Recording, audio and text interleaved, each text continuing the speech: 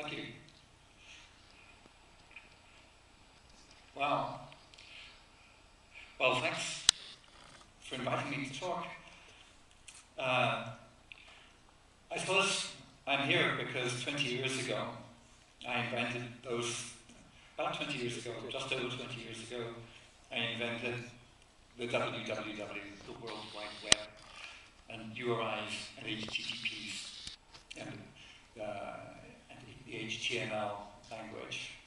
And I should explain that though you have on the back of each chair 20 years of the internet, and for a lot of people it seems like 20 years of the internet, I do not claim to have invented the internet. The internet was invented by various people, including Vint Cerf, for example, who talks very well about it, 40 years ago.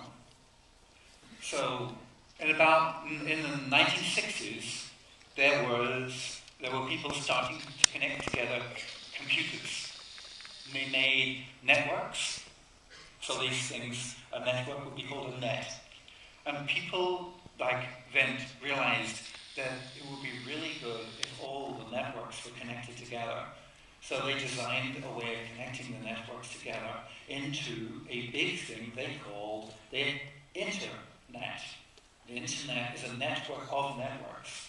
And we're celebrating about 40 years of the internet. And so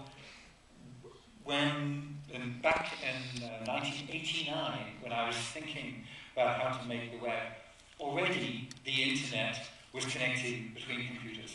Already you could send email, you could send various sorts of message, but there were no websites. You couldn't click, you couldn't find information out there from web servers just by clicking.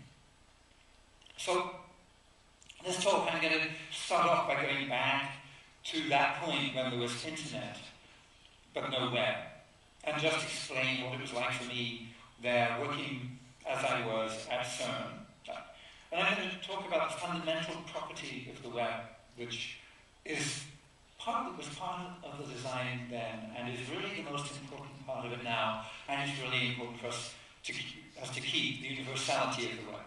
I'll talk about some things which are happening now and some things which might happen in the future. So it's now really difficult to explain what it was like then. A lot of people have been born who don't remember what it was like in 1989. A lot of people are so used to the idea of a click to take you from one web page to another web page. But it was really difficult to explain the World Wide Web as an idea, to explain the idea of hypertext being capable of going anywhere in the world. People had seen, there were lots of products you could buy on a computer, you could put in a CD, and then you could bring up a document, and you could click, and you go to another part of the document. So people had seen this hypertext, but they couldn't imagine what it would be like to be able to go anywhere. The people had they realized, for example, at large organizations, that you need to have some way of getting at all of these documents on computers. Because a lot of documents, even if they were paper, they'd been written on a word processor, and so somewhere there was a disk file. There's a file sitting on a computer which you could get to by complicated methods, or probably you couldn't get there at all, even though the computer was connected to the internet. So it was very frustrating for me that there was all this potential information and all these files couldn't get to. When people tried to solve the problem, they'd done it by building a great, big, powerful system. They built a big, powerful system, and they said, if you want to use the system, you have to put your documents in the system, you have to put them on this computer, you have to put them in this language, and you have to arrange them in this way. You have to arrange them in a tree, or you have to arrange them in a matrix.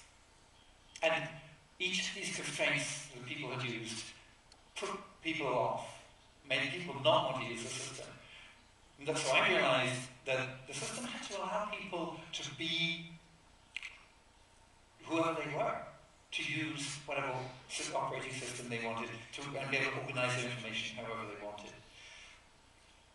The CERN, so it's, this is a picture of where I was working with the Mont Blanc there in the background of the Alps. And this red line is where the tunnel runs. And inside that tunnel, these huge machines, physics detectors, which are built by people coming from all over the world. And when something as big, complicated as that is put together by people coming from different universities, they have to, obviously, they have to collaborate. They have to work together. It's no good if somebody makes one little piece and then they bring it to Geneva, they go up to CERN, they plug it in, and it doesn't work. But these people are all working for different universities, so they use different computers, and their documentation is written on using different programs. So that's what I saw there was this huge challenge.